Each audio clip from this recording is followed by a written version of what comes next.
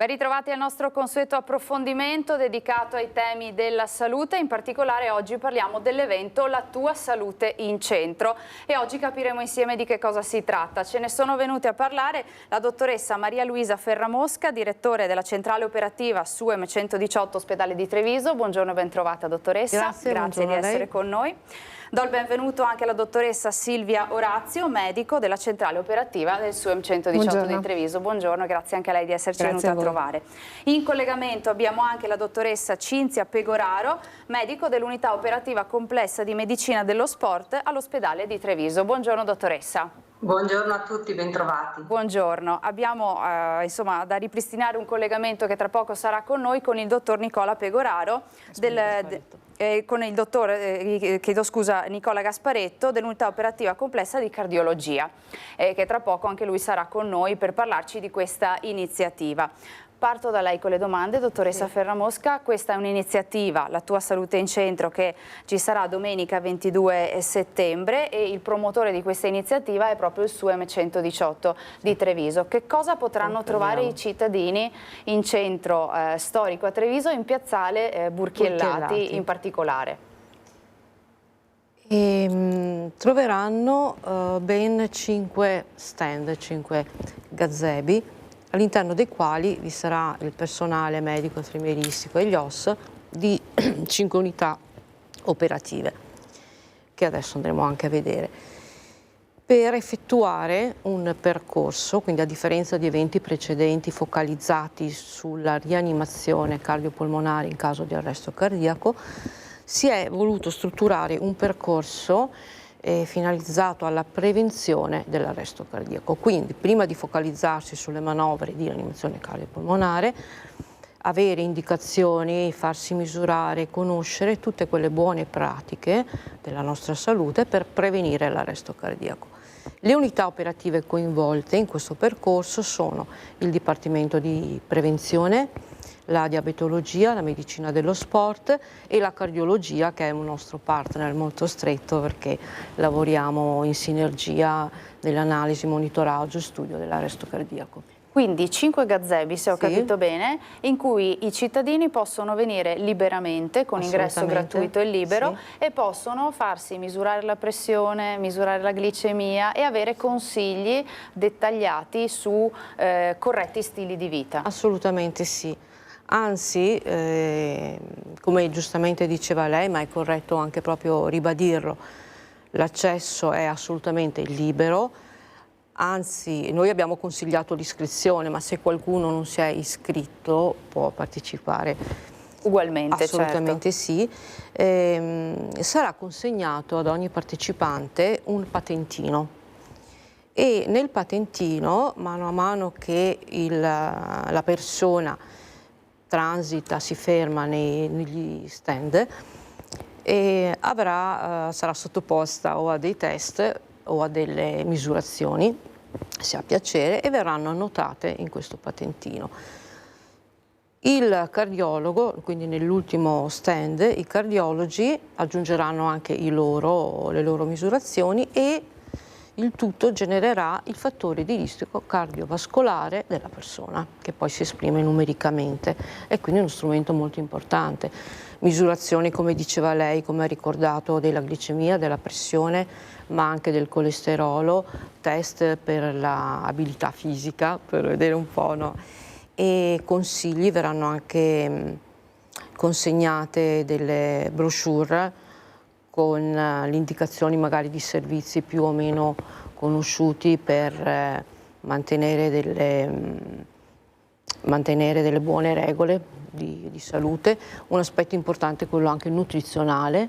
Certo. Ci sarà anche proprio la misurazione di chi vuole il peso corporeo, quindi insomma un percorso ben strutturato. Ben strutturato. Sì. Dottoressa Orazio, perché il SUEM 118 ha fortemente voluto questa iniziativa? Diciamo che abbiamo finora concentrato tutti i nostri sforzi divulgativi solamente sull'arresto cardiaco e quindi sul incontrare nelle piazze la popolazione e trasmettere loro come si riconosce un arresto cardiaco, che manovre di rianimazione cardiopolmonare fare in attesa che arrivino i soccorsi, però poi insomma abbiamo cercato di allargare un po' la lente di ingrandimento e di creare un percorso che prendesse, diciamo, in considerazione l'arresto cardiaco dalle fasi iniziali e quindi cercare di sensibilizzare i cittadini sull'importanza di fare delle azioni che prevengano l'arresto cardiaco e quindi appunto abbiamo coinvolto le unità operative che maggiormente secondo noi sono coinvolte nella gestione della prevenzione delle malattie cardiovascolari e quindi appunto la cardiologia, la medicina dello sport, la diabetologia, e ci siamo messi insieme cercando di pensare ad un percorso che il cittadino può fare appunto all'interno dei gazebi per capire se il suo stile di vita, le abitudini, quello che fa tutti i giorni lo mettono maggiormente a rischio di sviluppare un evento come per esempio un infarto, un arresto cardiaco. Ecco, quindi abbiamo deciso di fare rete con i nostri colleghi delle altre unità operative e devo dire insomma siamo molto felici e contenti del risultato. Sempre di più quindi il SUEM 118 non ha soltanto un lavoro di coordinamento, diciamo così, ma la mission è molto più ampia e va a toccare anche la prevenzione come in questo evento del 22 settembre. Sì, perché devo dire che questo è un po' un aspetto che forse si conosce meno del 118 perché tutti ci conoscono per le ambulanze, l'elisoccorso, la chiamata ovviamente di emergenza, però una grande parte del nostro lavoro è dedicata proprio a questo e nel corso degli anni, ancora prima del Covid, abbiamo iniziato ad andare in piazza con i manichini, sia adulto che pediatrico. È diciamo in qualche modo un rafforzare quello che è il concetto della catena della sopravvivenza, dove sì, è importantissimo che l'ambulanza arrivi velocemente, che presti tutte le cure più specializzate possibili, però quando c'è un arresto cardiaco, se chi è lì non mette in atto delle manovre, purtroppo i danni che il paziente ha sono gravi e a volte irreparabili. Quindi diciamo è un gioco di squadra tra noi e il cittadino e noi cerchiamo di fare tutto quello che è nel nostro possibile proprio per incontrare più gente possibile e divulgare. Lo scopo è anche quello di sensibilizzare, ma anche di far prendere un po' di dimestichezza, un po' di conoscenza con queste manovre che spesso possono diventare davvero salvavita. Guardi, lo sono. Troppo poco si conoscono, mi viene da dire. Sì, è vero, sicuramente abbiamo visto un trend che è migliorato nel corso degli anni. 10 anni fa, se noi chiedevamo all'utente al telefono di iniziare a fare il massaggio cardiaco, avevamo persone che ci dicevano non lo so fare o ci dicevano o magari avevano paura di toccare il paziente.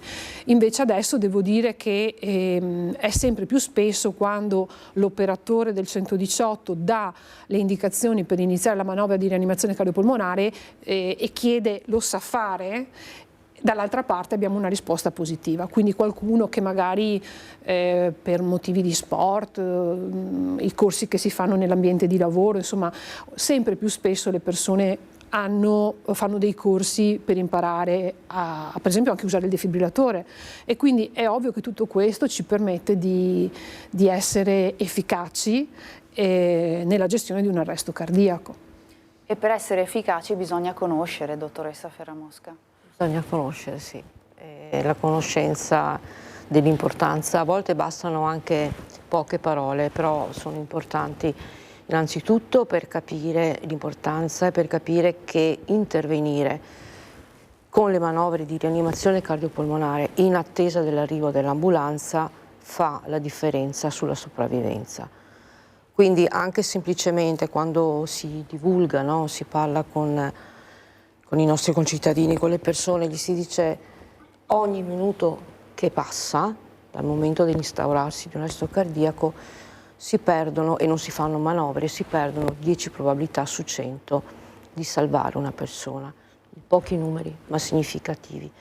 E questo induce ovviamente a capire l'importanza e in effetti confermo, in questi anni stiamo assistendo ad una sempre maggior numerosità di persone che o già dicono si so fare il massaggio cardiaco o si affidano, anche se non lo hanno mai fatto, all'operatore che li guida nelle manovre, e quindi è decisamente aumentato, insomma, Poi lo approfondiamo perché nell'ultimo stand, se non sbaglio, quello dedicato proprio al SUEM 118, ci sarà anche la possibilità di imparare ancora meglio, e poi vedremo, e ci spiegherà la dottoressa Orazio, come poter essere, come abbiamo detto, anche efficaci nei momenti di emergenza.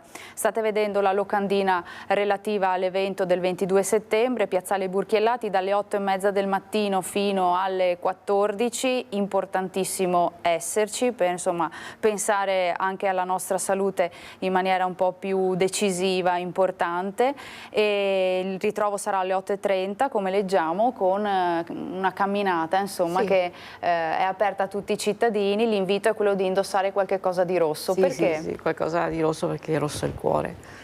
E una camminata molto semplice, sono solo 3 chilometri, attraverseremo la città, ma è anche significativa, no? Che richiama l'importanza della movimentazione, della non sedentarietà. La sedentarietà è uno dei fattori di rischio, no? Ad esempio per l'arresto, per l'accidente cardiovascolare, quindi ha anche questo significato, oltre al fatto di condividere qualche momento insieme. Certo. Dottoressa Pegoraro, in collegamento Skype con noi, le chiedo che cosa potranno trovare invece i cittadini nello spazio dedicato alla medicina dello sport. Che test, che consulenze offrirete alle persone che verranno a trovarvi? Allora, buongiorno a tutti. Vi porto come prima cosa i saluti del mio primario, il dottor Patrizio Sarto, che oggi non ha potuto essere qui con noi per impegni precedenti. Quello che mi preme proprio sottolineare è che la cittadinanza tutta si affaccerà allo stand della medicina dello sport, trovando infermieri, personale OS, laureati in scienze motorie, medici dello sport e cardiologi, che potranno supportarli nella presa di coscienza di quello che è il loro livello di attività fisica. Andremo a valutare il livello di attività fisica aerobica con dei semplici questionari che saranno riportati nel patentino, e quindi rispondendo a delle semplici domande l'utente potrà capire se è una persona sedentaria piuttosto che una persona molto attiva, ma andremo anche a fare 2 test per verificare l'allenamento della forza resistente. Un hand grip test che spero possiate vedere adesso. Vi mostro, utilizzando questo dinamometro, inviteremo la cittadinanza semplicemente ad utilizzare la forza della mano da imprimere su questo dinamometro, in modo tale da avere un valore numerico che è poi indice indiretto della forza di tutto il nostro organismo. E poi il sit to stand. Inviteremo invece il cittadino ad alzarsi quante più volte possibili da una sedia nell'arco di 30 secondi. Questo ci permetterà un po' di vedere se l'età biologica del soggetto corrisponde all'età anagrafica o meno, perché quello che non si sa ancora spesso e volentieri non è entrato nella routine è che non basta l'attività aerobica per guadagnare in salute, bisogna sempre associarci degli esercizi di forza.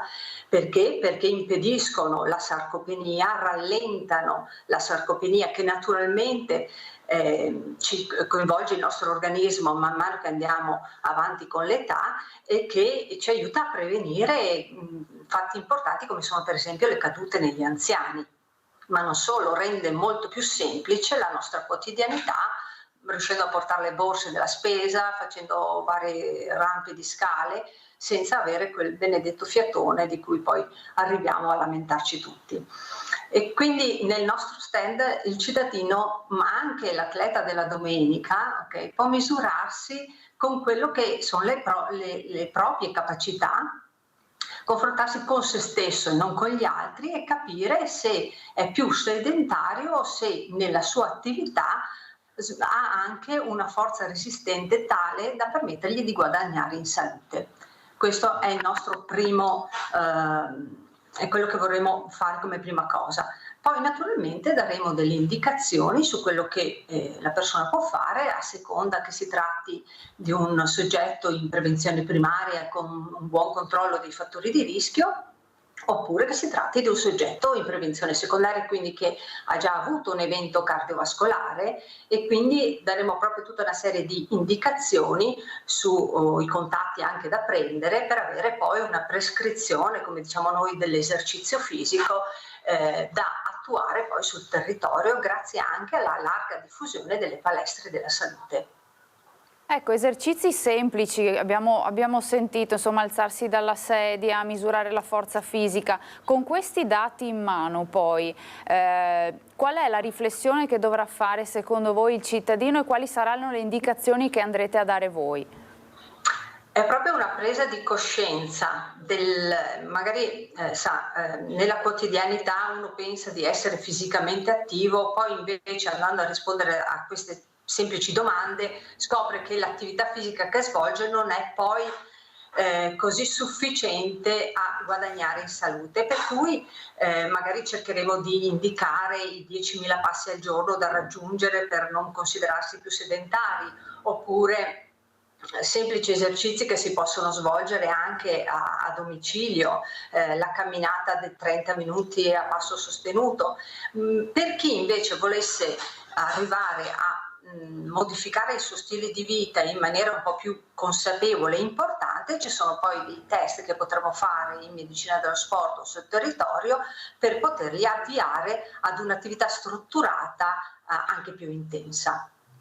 Ecco, quindi l'invito alle persone è quello di venire, insomma, di non aver paura di mettersi a confronto con loro stessi e con la propria forza fisica e le proprie capacità. È un gioco, è mettersi in gioco nel tentativo proprio di migliorare la propria salute, no? La nostra idea è quella di fare prevenzione, e la prevenzione passa attraverso l'abbandono della sedentarietà per arrivare poi invece ad essere fisicamente attivi a 360 gradi.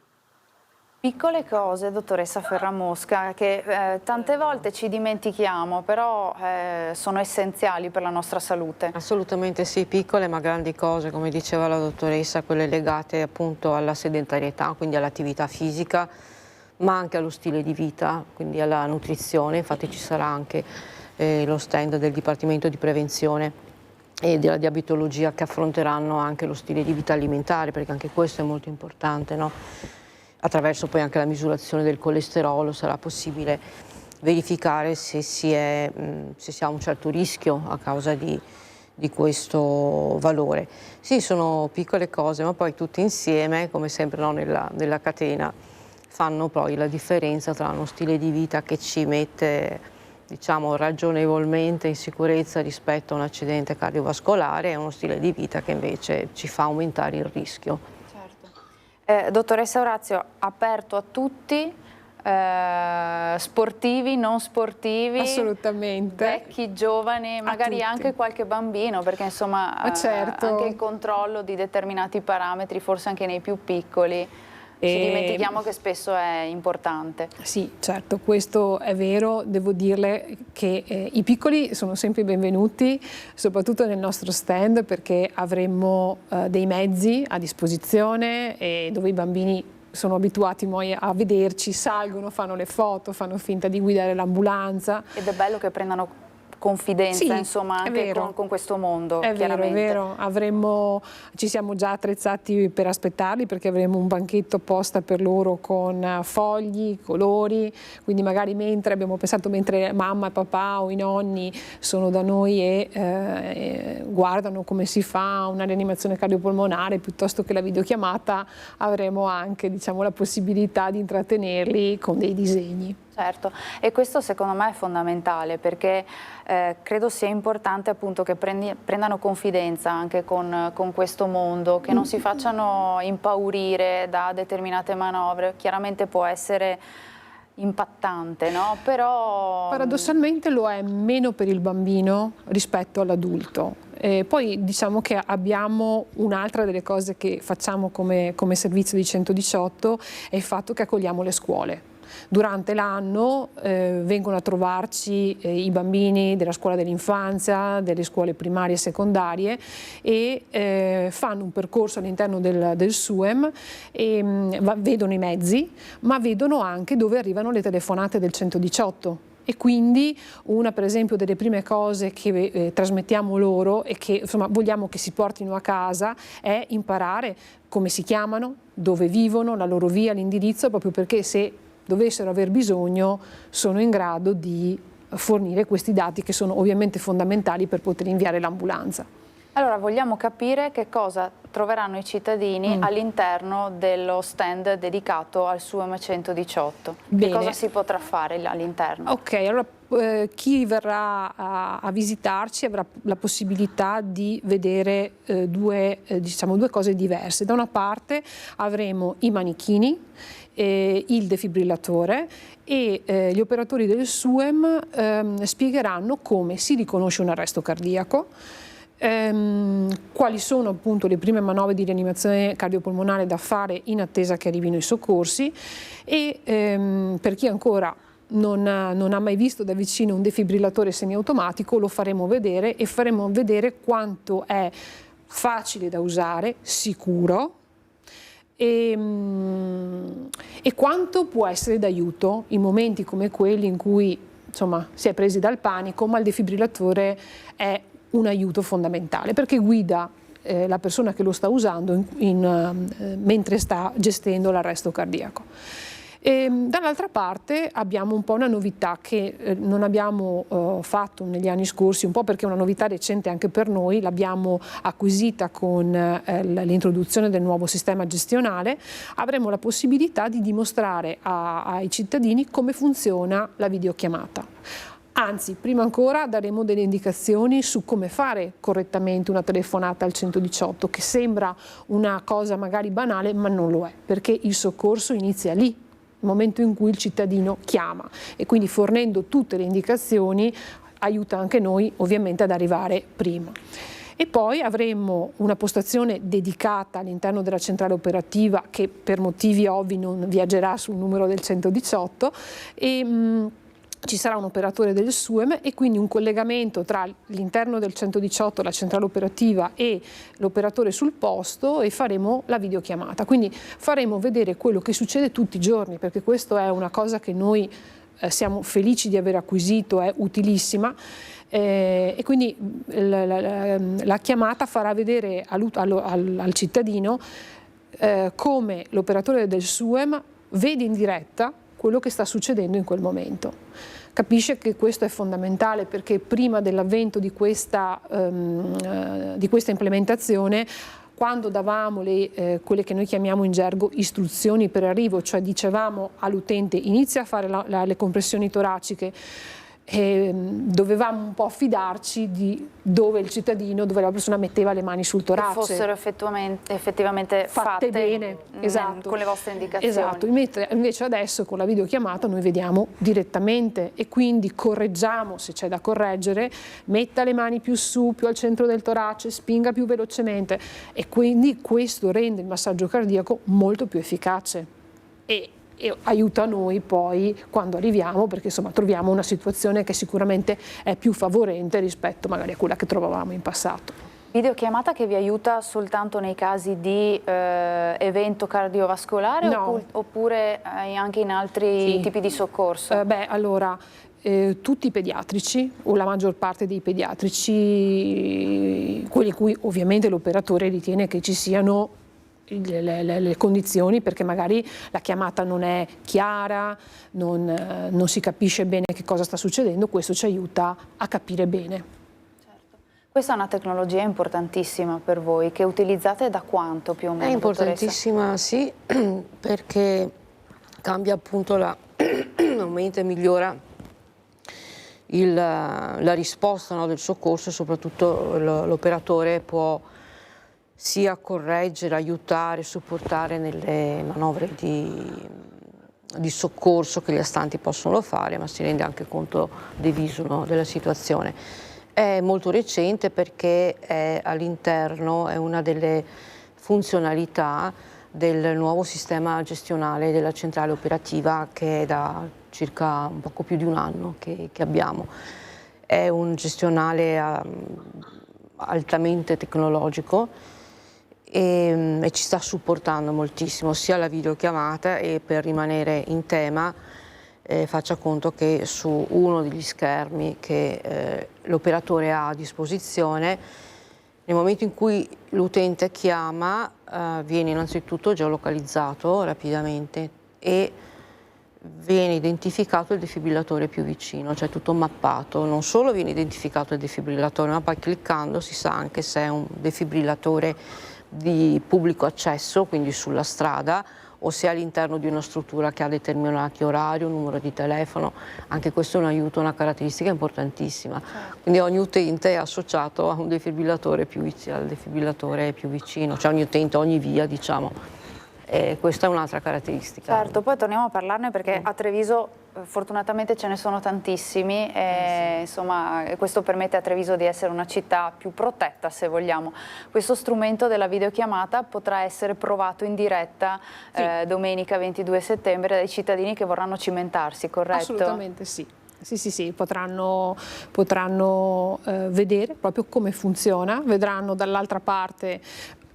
Lo strumento funziona in questo modo: quando il cittadino chiama è l'operatore del 118 che invia un messaggio di testo, non un WhatsApp ma un messaggio che arriva sul cellulare dell'utente. L'utente deve cliccare sul link che viene appunto inviato e si apre la fotocamera da sola, fa tutto automaticamente, si apre la fotocamera del telefono e l'operatore vede immediatamente quello che sta succedendo dall'altra parte, quindi capisce che per noi è stato veramente un grosso salto di qualità nel soccorso, perché prima magari tante cose non le potevamo vedere, le potevamo solamente immaginare, invece adesso possiamo essere d'aiuto davvero.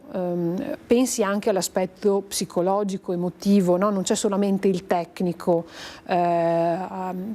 Le persone poi ci dicono mi sono sentito meno solo, mi sono sentito supportato, ho avuto meno paura. È un po' come se davvero l'operatore del SUEM fosse dall'altra parte dello schermo e facesse le cose insieme alla persona che è dall'altra parte. Quindi un aspetto tecnico, ma anche un modo per dire a chi chiama: noi ci siamo. È fondamentale, insomma, nella gestione delle emergenze. Noi ci fermiamo per una brevissima pausa di pubblicità, torniamo a parlare di questo tra pochissimo, rimanete con noi.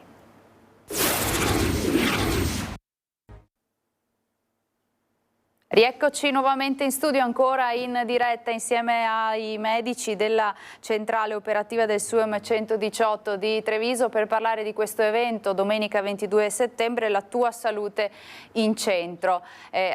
Tra poco approfondiremo ancora di più, state vedendo la locandina riguardante proprio questo evento che permetterà a tutti i cittadini, infatti è ad ingresso libero e gratuito, di effettuare test e avere consulenze sul proprio stato di salute. Abbiamo una prima telefonata in studio. Pronto, buongiorno, chi c'è in linea con noi?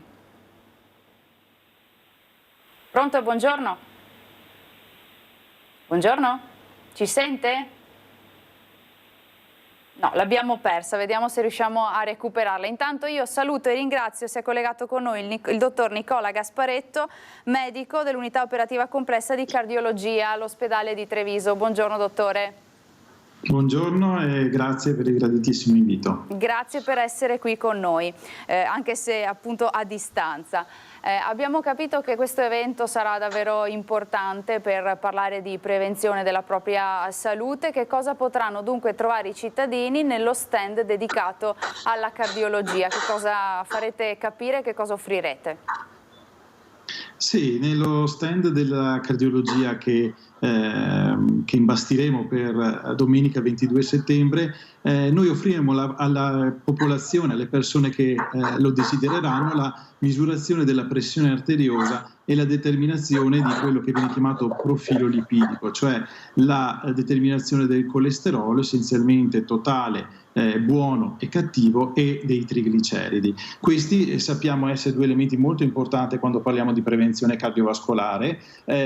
Capire appunto i valori di pressione e i valori di colesterolo è fondamentale poi per una stima del rischio cardiovascolare. Quindi offriremo queste misurazioni e poi riusciremo anche, insieme agli altri elementi che saranno determinati, quindi dagli altri stand, vedi la diabetologia, la medicina preventiva, metteremo insieme quelli che sono tutti i valori che sono stati determinati e i fattori di rischio in generale, modificabili e non modificabili, e potremo così dare anche al paziente, alla persona che lo desidererà, dei consigli su come agire su questi fattori di rischio, quali tra questi meritano attenzione, e soprattutto quello che è lo scopo principale, quelli che possono essere i corretti stili di vita da mettere in atto per controllare al meglio questi fattori di rischio e quindi ridurre il rischio cardiovascolare. Ecco, sono misurazioni semplici ma che spesso mettono un po' di ansia alle persone, no? Proprio per la paura di un esito, comunque un valore che possa non essere ottimale. L'invito alle persone è quello di non farsi intimorire, ma di prendere in mano l'occasione, no? Direi così, di fare queste misurazioni. Sì, assolutamente, stiamo parlando di situazioni nelle quali noi possiamo agire e vogliamo agire, quindi una misura della pressione, e poi riusciamo a dare a queste persone dei consigli proprio spassionati della vita quotidiana, delle modifiche della vita, per riuscire a vivere meglio e a controllare meglio questi parametri. Quindi assolutamente non paura, ma voglia di migliorare la propria qualità di vita. Ecco, la divulgazione, insomma, l'informazione è fondamentale per prevenire le malattie cardiovascolari. Sì, la divulgazione, come ha detto, è veramente fondamentale. Divulgazione è importante per diversi motivi, perché si spazia dalla promozione della conoscenza scientifica e culturale alla promozione anche di una società più informata, critica e consapevole. La divulgazione ha diversi scopi, quindi non solo questo, cioè l'accesso alle informazioni, rendere le informazioni scientifiche accessibili a tutti, portare la conoscenza a tutte le persone, quindi l'essere consapevoli, educarle, stimolare anche l'interesse, la curiosità. È bello poter gestire la propria salute e sapere anche come comportarsi di fronte a situazioni diciamo della vita normale e di fronte a scelte che dobbiamo fare.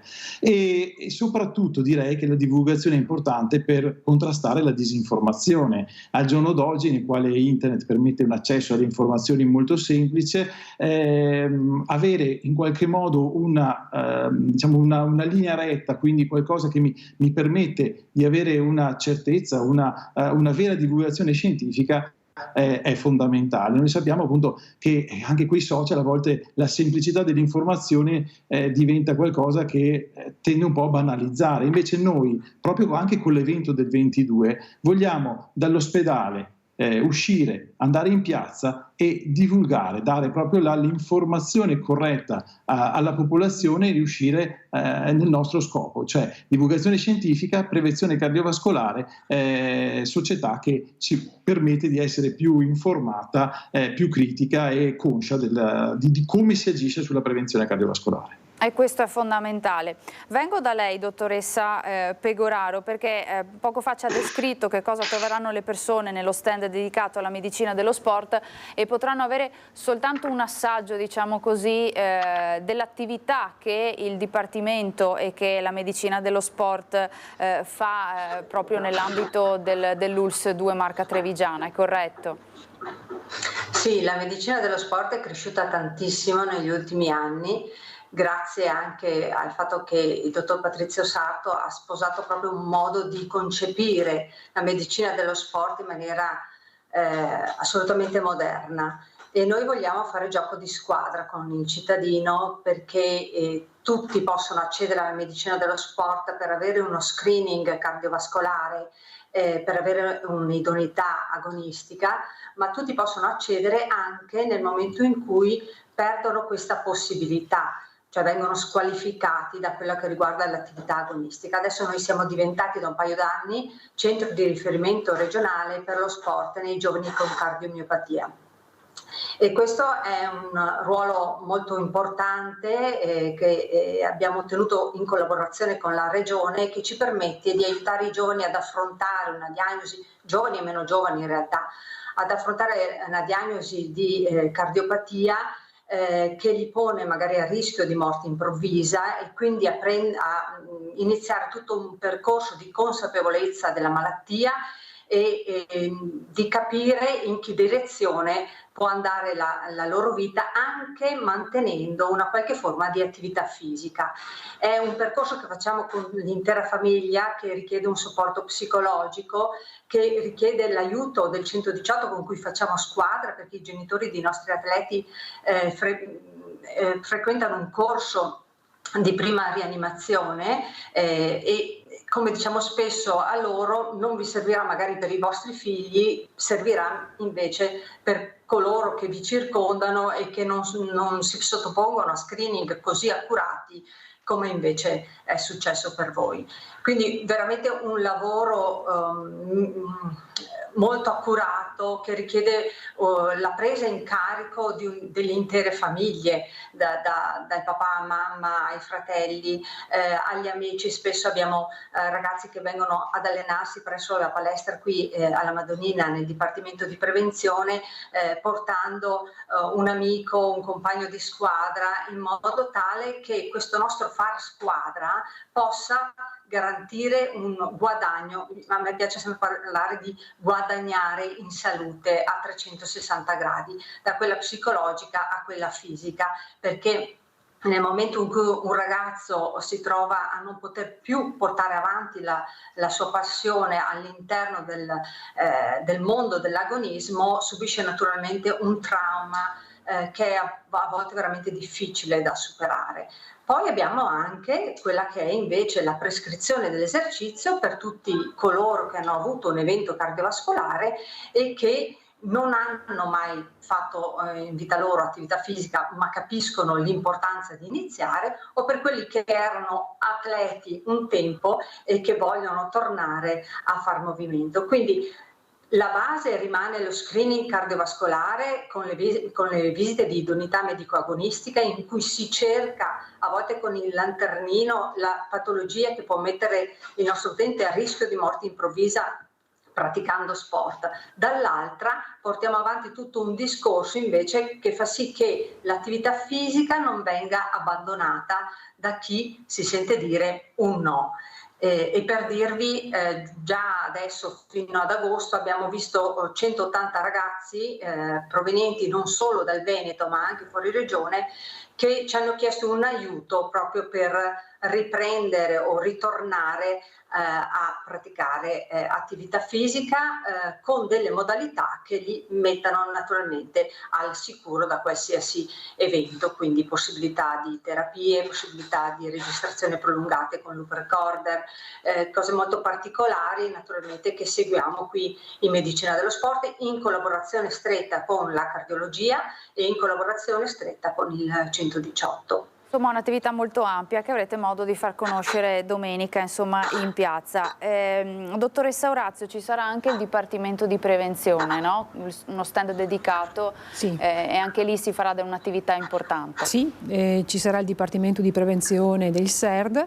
Il Dipartimento di Prevenzione somministrerà dei questionari per cercare di capire che percezione ha il cittadino riguardo al suo stato di salute, al suo stile di vita, alla quantità adeguata o meno di attività fisica che il cittadino fa, perché io stessa mi sono resa conto, preparando questo evento, che magari non sempre la percezione che abbiamo del nostro stile di vita corrisponde poi magari a quello che giustamente dovremmo fare, no? E quindi è stato uno spunto di miglioramento personale. Anche per me, sì, assolutamente. Dall'altra parte la faranno anche, diciamo, proporranno quelle che sono tutte le possibilità che l'US2 dà ai cittadini, per esempio le palestre della salute, i gruppi del cammino, che magari non sono così noti a tutti, invece sono possibili, ci sono, e quindi avranno tutte le informazioni necessarie per partecipare se vorranno. Dall'altra parte avremo il CERD che si occuperà di fumo, perché come sappiamo tutti quanti il fumo ha comunque un ruolo importante nello sviluppo di un rischio cardiovascolare, e quindi verranno fatte delle misurazioni per capire quanto il fumo di sigaretta in quella persona, in quel fumatore, incide sull'ossigenazione del sangue del paziente. E non si deve barare sul numero di sigarette che si fumano quando si dichiarerà insomma in quella giornata. Verrà misurato, siete bravi nel capire, ecco. Prego, scusi, l'ho interrotta, voleva aggiungere. No, ho finito, sì, è questo. Quindi insomma, come vede, ogni stand prende in considerazione tanti aspetti della nostra vita, no? Quindi cosa mangiamo, quanto ci muoviamo, se fumiamo o non fumiamo, se ci muoviamo a sufficienza, magari in qualcuno ci sarà una componente anche genetica, perché anche il fatto di avere un'ereditarietà, una predisposizione a certe malattie è comunque qualche cosa che contribuisce, no? E quindi insomma ci piace pensare di portare le persone a fare questo percorso tutti insieme. Certo. Dottoressa Ferramosca, grazie a eventi come questo che portano la prevenzione in piazza che davvero si può fare qualcosa in più, sommato poi alle tecnologie insomma, di ultima generazione che avete a disposizione nell'emergenza-urgenza, davvero possiamo dire che aumentano anche quelle che sono le persone che riescono ad avere un esito positivo da un evento insomma, di infortunio, diciamo così, o di un evento di cardiovascolare, grazie anche alla prevenzione ma anche alla conoscenza, come abbiamo detto, delle manovre, quindi meno paura nel potersi mettere a disposizione delle persone che sono in difficoltà. Assolutamente sì, guardi, la diffusione dei defibrillatori sul territorio da una parte, che è iniziata molti anni fa e si implementa mese dopo mese, l'insistenza della divulgazione ha dato dei risultati che noi vediamo perché sempre più di frequente quando si sta gestendo, no, un arresto cardiaco si trovano astanti persone che si mettono in gioco, che fanno la rianimazione cardiopolmonare seguita. E si è visto anche stiamo osservando un miglioramento della sopravvivenza dall'arresto cardiaco, faccia conto che dal 17% circa di 10 anni fa siamo già arrivati al 25%, questo è un dato molto importante. E questo grazie all'intervento delle manovre di rianimazione cardiopolmonare, dell'utilizzo del defibrillatore tempestivo, quindi manovre che iniziano prima dell'arrivo dei mezzi di soccorso. E lei lo diceva poco fa, insomma, abbiamo più familiarità nell'utilizzo del defibrillatore, questo strumento che ci può fare un po' paura, però che forse insomma, abbiamo capito come funziona, abbiamo capito a cosa serve e quanto fondamentale può essere.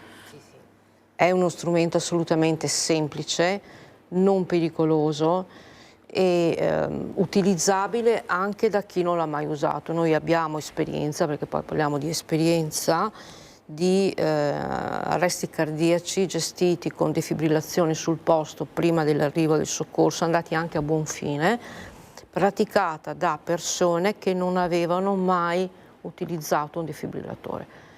Quindi assolutamente sì, una macchina, uno strumento semplice che chiunque può utilizzare. Noi abbiamo proprio l'anno scorso fatto un evento un po' particolare e abbiamo preso un gruppo di bambini tra i 12, 13, 15 anni, abbiamo fatto un piccolo corso, alla fine avevano compreso perfettamente sia come si pratica la rianimazione cardiopolmonare e come funziona un defibrillatore. Le faccio questa domanda, siamo quasi in chiusura che esula, Sì. se vogliamo, un po' dall'argomento di quest'oggi, però abbiamo parlato di prevenzione e Sì. di buone prassi appunto nella prevenzione di malattie cardiovascolari. Parliamo di prevenzione un attimo anche di incidenti stradali. Che estate è stata? Un'estate che credo vi abbia messo in grande attività proprio per insomma, il numero di incidenti stradali e anche con esiti purtroppo drammatici. Lei tocca un tema che a me sta particolarmente a cuore, che mi provoca sofferenza da una parte e desiderio, no, di insistere nella divulgazione, anche nella prevenzione del trauma. Sì, le confermo, è stata anche questa un'estate funestata da molti incidenti, molti anche mortali, e negli incidenti poi la fascia di età è spesso molto giovane. Fino ai 30 anni praticamente è la prima causa di morte, l'incidente stradale. Quello che fa veramente soffrire è che il pensiero che è l'unica morte evitabile, perché l'incidente stradale è una morte evitabile e nasce sempre e rigorosamente, perché l'incidente non è un incidente, non è un accidente, nasce sempre dal mancato rispetto di una regola. Quindi trasmettere questa informazione, quindi l'importanza del rispetto della regola, e condurre una narrazione con parole corrette, non deresponsabilizzare mai dare la colpa alla nebbia, alla pioggia, alla strada, al platano, perché poi a volte si tende, no? Però è deresponsabilizzante, la colpa è il mancato rispetto della regola. Quindi sì, è una missione che sentiamo tantissimo, proprio perché viviamo tutti i giorni, no? Poi anche questi soccorsi tragici tante volte, quindi ci impegniamo anche a divulgare l'importanza della prevenzione dell'incidente stradale e degli incidenti in genere. Dottoressa Orazio, le chiedo, state osservando un trend in aumento di incidenti stradali con esiti mortali o...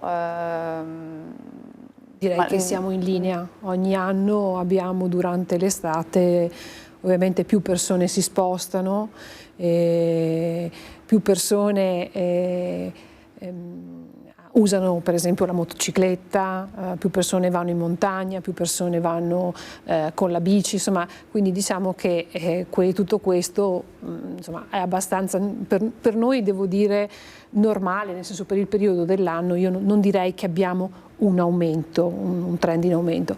Abbiamo dei periodi dell'anno nei quali abbiamo più traumi rispetto ad altri periodi dell'anno, per esempio d'inverno, magari c'è la nebbia, le persone si spostano meno e quindi il numero diminuisce, ma siamo assolutamente in linea con quelli dell'anno scorso.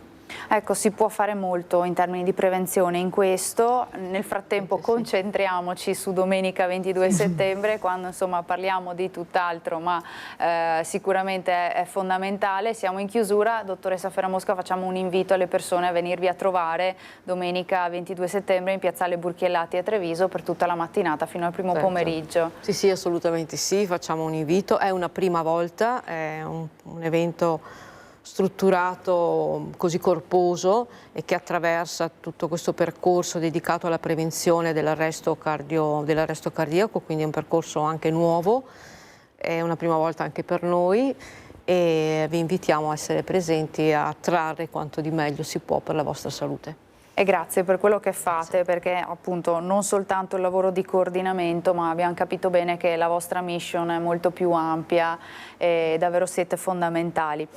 Siamo in chiusura, ringrazio la dottoressa Maria Luisa Ferramosca, direttore della centrale operativa SUEM 118 Treviso, grazie dottoressa. Grazie a lei, grazie a dottoressa Silvia Orazio, medico della centrale operativa del SUEM 118, grazie.